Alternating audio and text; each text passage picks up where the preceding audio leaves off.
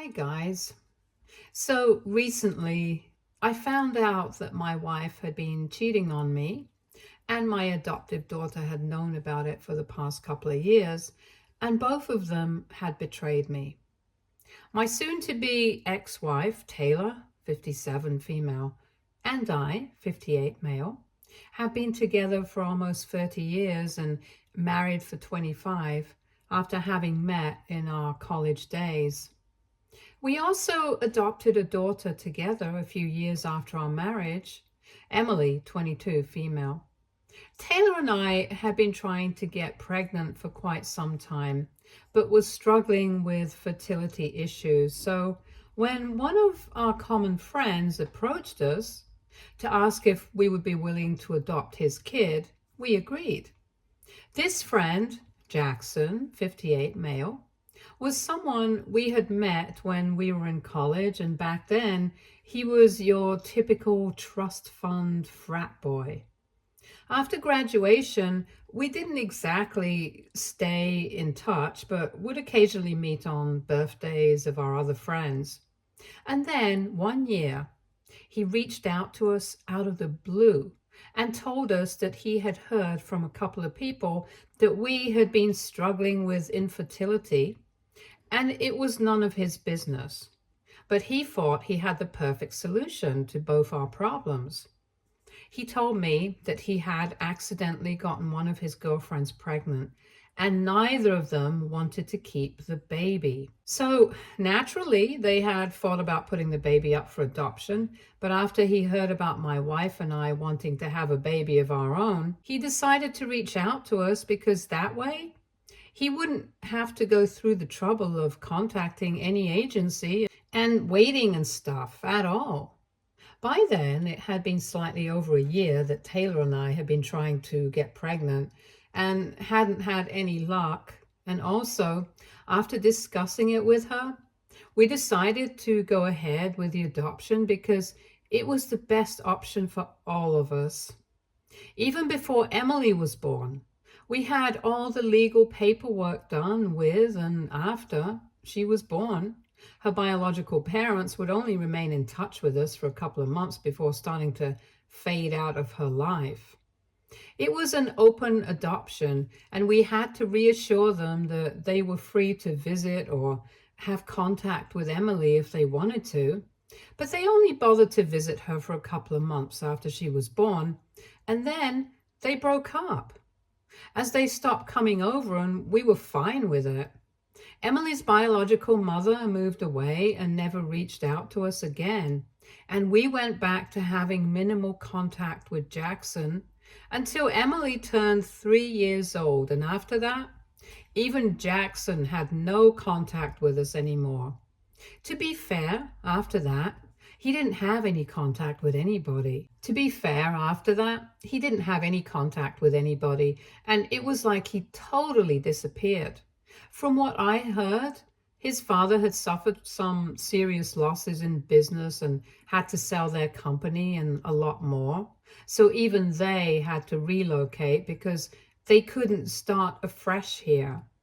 For almost 13 years, we did not hear from Jackson, but he reached out to us a couple of weeks before Emily's 16th birthday.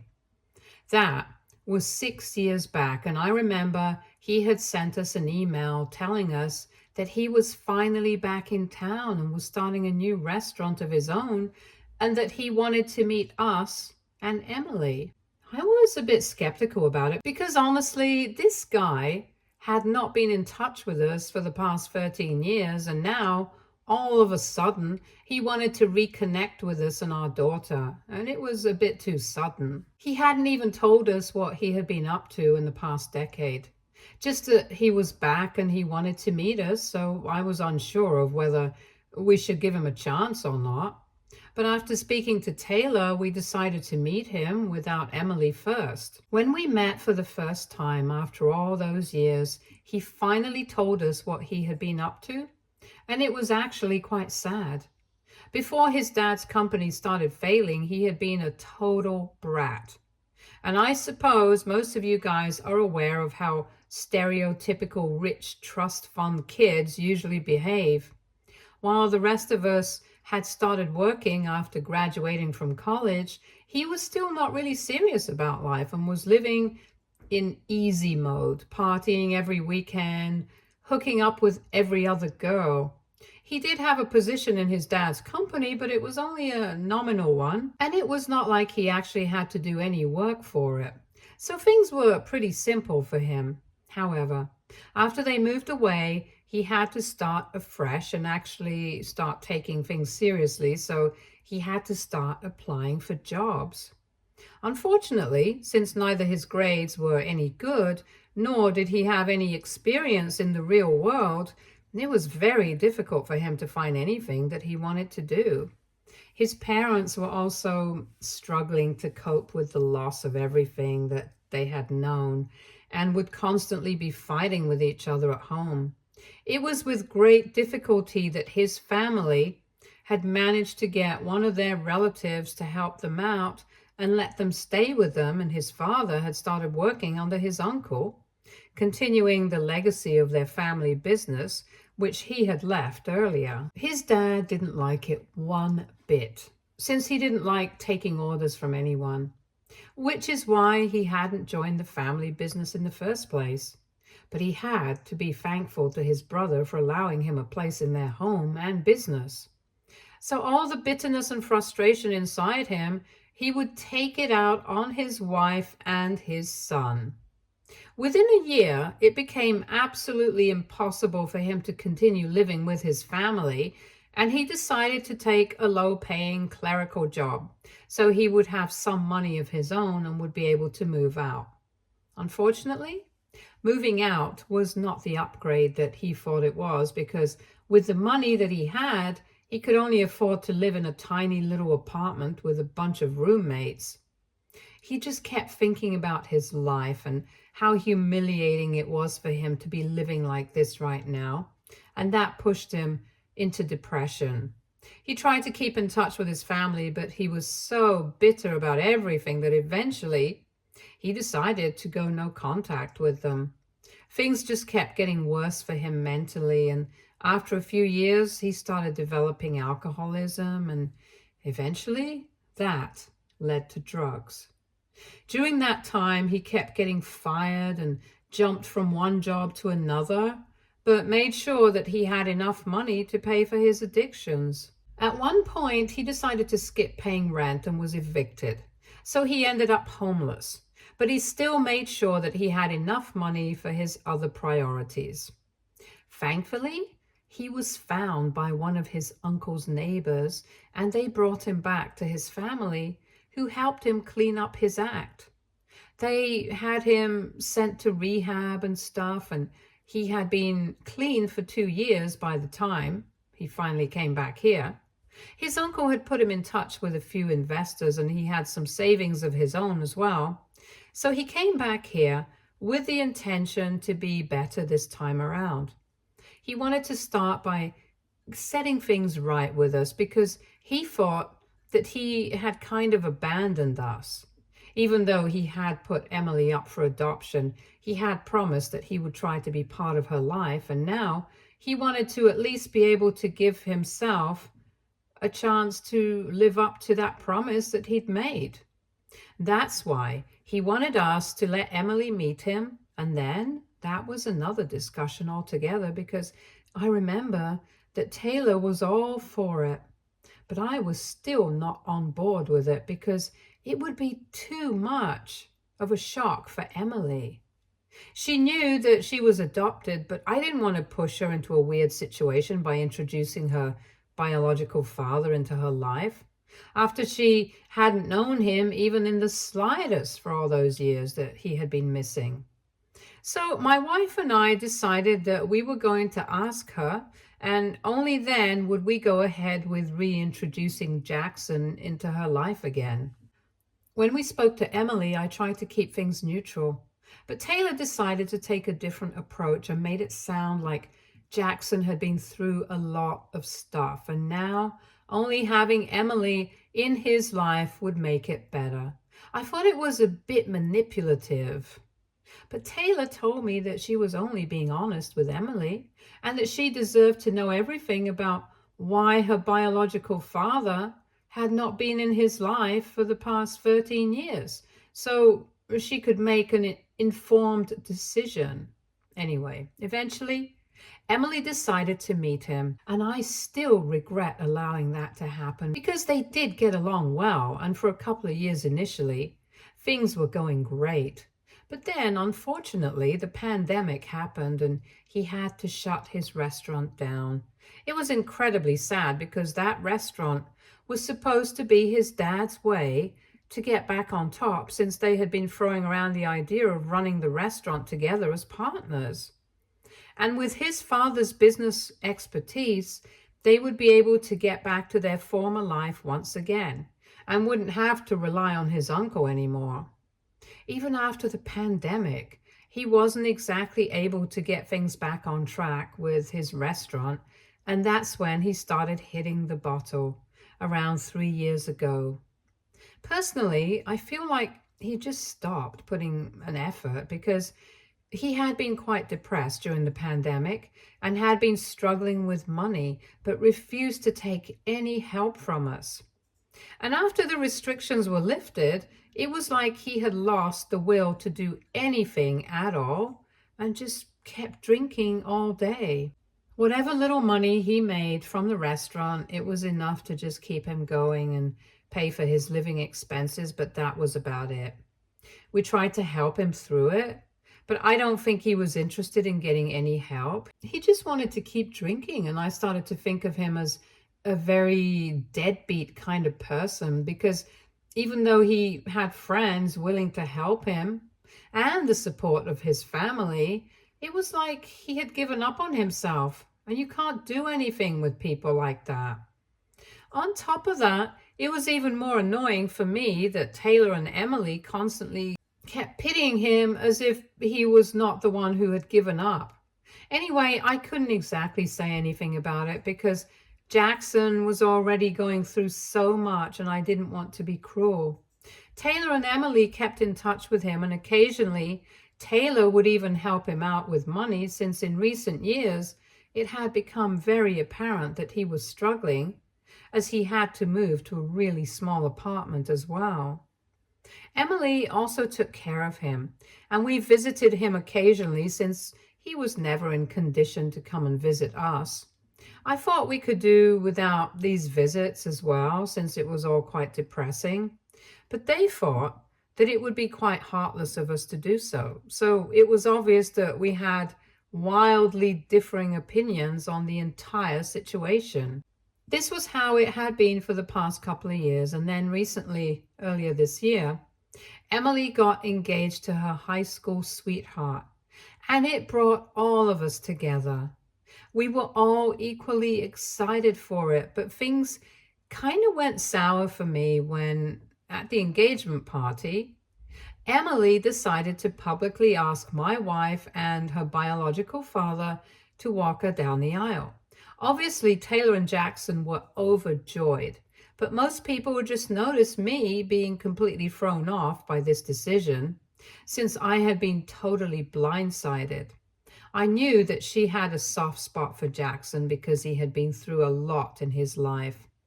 But ultimately, I was her father. I was the person who had actually raised her, and I had assumed that I would be the one to walk her down the aisle. It had always been a dream of mine.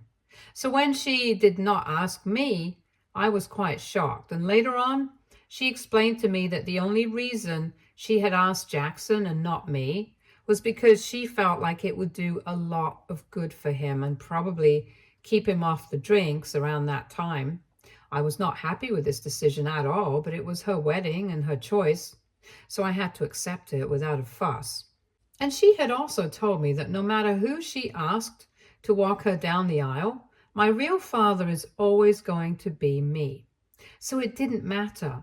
But the thing is, it did matter, and it kept eating away at me for the past couple of months because I just kept trying to figure out what I had done wrong. And then I coincidentally found out about a couple of days ago when I had come back home early from a business trip to surprise Taylor. I was supposed to be gone for 3 days, but I came back home on the evening of the second day and made sure that I was as silent as possible with the house keys and stuff, and tiptoed to Taylor's room to surprise her. But then I heard Emily's voice in the room and they were talking about me. So I couldn't help but eavesdrop on them. And I'm very glad that I did, because otherwise I don't think I would have ever been able to figure out what exactly had been going on. And by the time I did, it would have been too late. They were talking about the wedding, obviously, and Taylor was telling Emily that she was glad that she had made the right choice by choosing her real family to walk her down the aisle, and was congratulating her. I was very confused as to what that comment meant, but then I figured it out soon enough, since the rest of the conversation was just Emily telling her mother that she wasn't happy about lying to me for the past 3 years. But they had put her in a very difficult position, and that's why she had to do this. I eavesdropped on their conversation for about 10 minutes, and I was able to figure out that Taylor had been cheating on me with Jackson for the past 4 years. And for the past 3 years, Emily had known about it after she had caught them together at some point. But the two of them had teamed up, and in order to prevent Emily from telling me, they had been bribing her with the promise of funding her business, no questions asked. I had always promised Emily that I would pay for her college education and her wedding, but after that, she was on her own, since her mother and I also needed to save for our retirement. We would definitely invest at some point, but she had to get her business started on her own. That was the deal. Taylor knew about it and was on board with it. So the plan was that Emily would work for other companies and get experience. And once she had enough capital and a business model, she would start approaching investors and get started with her business. She had always wanted to do something related to fashion, so that was the way she was going. And in the past couple of months, she had mentioned several times that she planned on starting her business after her honeymoon. I was kind of worried about where she was going to get that kind of money from, because she had only been working for 1 year, and I didn't think that was long enough to have either experience or money. But after overhearing that conversation, I figured that it was probably Taylor who was going to help her out in the future. From what I know, after the honeymoon, Taylor is going to invest in the business that Emily is starting off on, and that's what they had been discussing for the most part. I still have no idea what part Jackson has to play in all of this, because from what I know, he's a deadbeat guy and does not have any money of his own. I guess the fact that he's like that is pathetic enough for Emily to keep their secret. But after I overheard that conversation, I was devastated, and I just tiptoed back out of the house and into my car so I could drive away. I was a mess after that, because I had no idea how to deal with this or even process any of this. And I just kept driving for a while until I got to a hotel. Once I was there, I did something very impulsive, and I started calling up all the wedding vendors whom I was supposed to pay.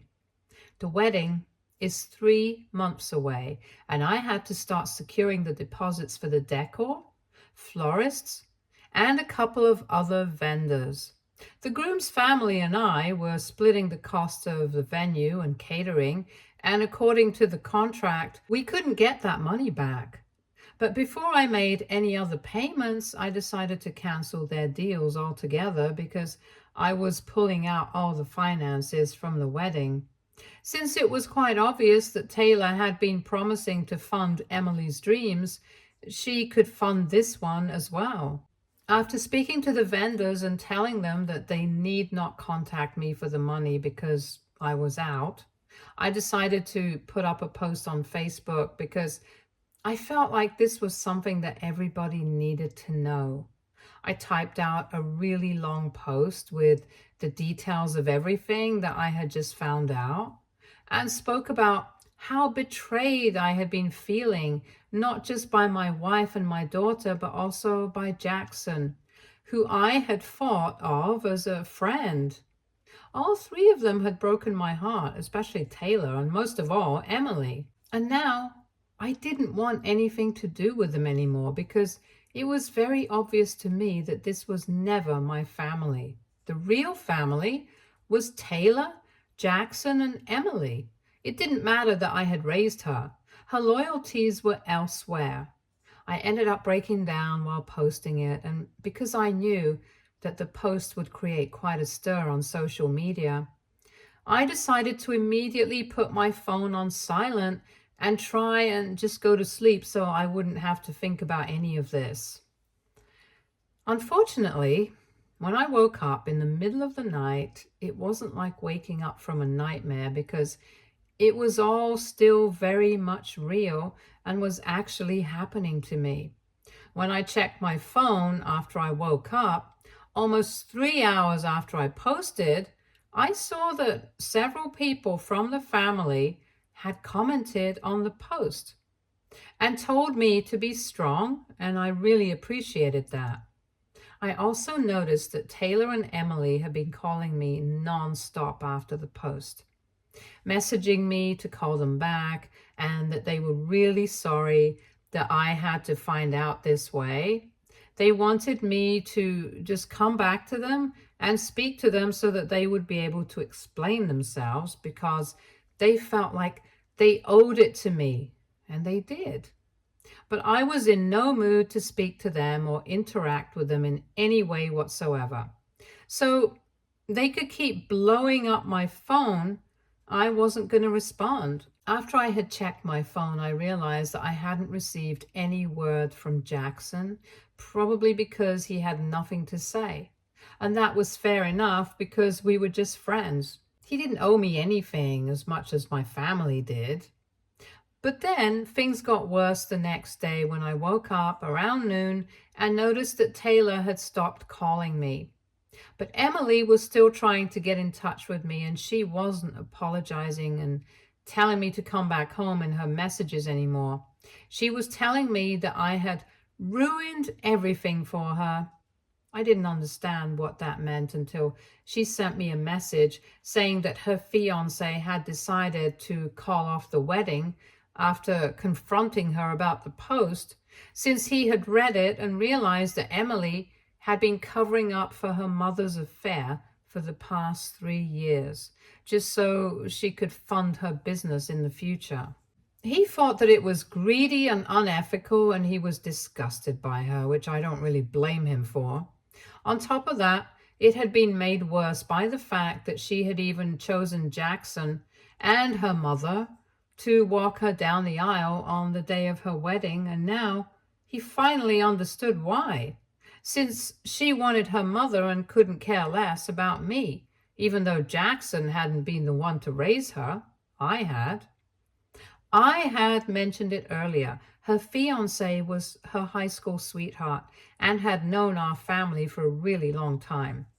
So he had also known me for a really long time, and he was perhaps one of the only people who genuinely knew how hurt I was when Emily picked Jackson to walk her down the aisle instead of me, and had actually even comforted me. It wasn't surprising that he had taken such a strong stand for my sake and called off the wedding altogether, and I was actually quite grateful for it. I thought that it was karma and she could keep blowing up my phone, but it was not going to change what had happened. So I decided to ignore it, and since that day, my phone has been flooded with messages from everyone that I know. Most people have sent supportive messages, and some of them have told me that there was no need for me to talk about all of this on a public platform because it's still my wife and daughter I'm talking about, and they're going to be at the receiving end of all the heat. And these people were mostly from my in-laws' family. I had made that post almost 3 days ago, and Emily stopped texting me and trying to reach out to me on the second day. I had been feeling quite good about what I had done until a couple of hours ago when I received a message from Emily saying that she was really sorry about everything, but most of all, she was sorry about the fact that she had a screwed up family like this because we had ruined everything for her. Her fiancé had apparently left home after confronting her about the post and blocked her everywhere. So now there was no wedding happening and she was completely on her own. I felt kind of bad for her because I knew that she really loved her fiancé. They had been together for a very long time and now it was all gone. I guess she understood what I was feeling right now, and I know it can't be good. So AITA for posting about how my wife had been having an affair and my daughter had been covering it up. Update 1. Hey, thank you so much for the support. Yes, I have spoken to a lawyer and he is in the process of filing for divorce on my behalf right now. It has been a really tough 6 days since I discovered what had been happening in my family, and I'm still trying to process all of it. I'm staying in the hotel. I haven't even gone back to get any extra clothes. It's just not worth it. My parents are also now aware of what has been happening in the family behind my back, and they have also completely cut off Taylor and Emily, even though it was particularly hard for them to cut Emily off since she's their granddaughter. But it had to be done, and it's done now. Also, a lot of you have been asking why exactly I had refused to fund Emily's business and the future, but Taylor agreed, and well, I had refused because I thought that Emily needed to learn to be independent. And also, I believe that Taylor and I needed to keep money aside for our retirement as well. But I guess she was desperate to keep the secret of her affair, which is why she had offered to fund the business, and she probably knew that she would be taken care of after she retired, either by me, since we had a similar kind of income and I was pretty good at saving money, or by whatever her parents left her. Worst case scenario, she would just spend the rest of her life with Jackson. Either way, whatever her reasons were, it was enough for Emily to betray me for some money, and that's what really matters. After she sent that message, I haven't replied to her, and I don't plan on responding to any of them either. They haven't earned it, and I think it's for the best if I stay away from them right now, for them and for me as well. Soon enough, Taylor will be served with the divorce papers, and hopefully we will be able to put an end to this, because all I really want to do right now is just move on from this nightmare. Update 2. I finally heard back from Taylor after almost 10 days since I discovered the affair and made that post, and a couple of days ago she was served with the divorce papers, and today she reached out to me. I had blocked my entire family, so she had to create a new email account and send me an email apologizing for everything.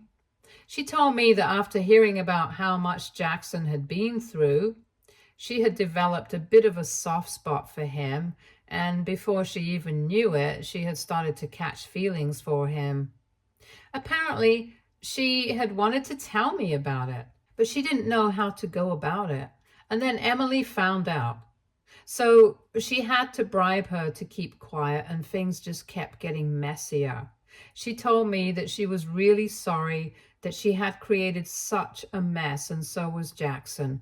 The only thing that she could do for me at this point was make sure that the divorce was a smooth process. So whatever my terms were, she was not going to contest it and would just accept whatever I decided. I guess that's good enough for me, because fighting with her is not going to fix our marriage. I'm still really angry about all of this, but I can't do anything anymore except just accept whatever's happening and try to make the best of the situation.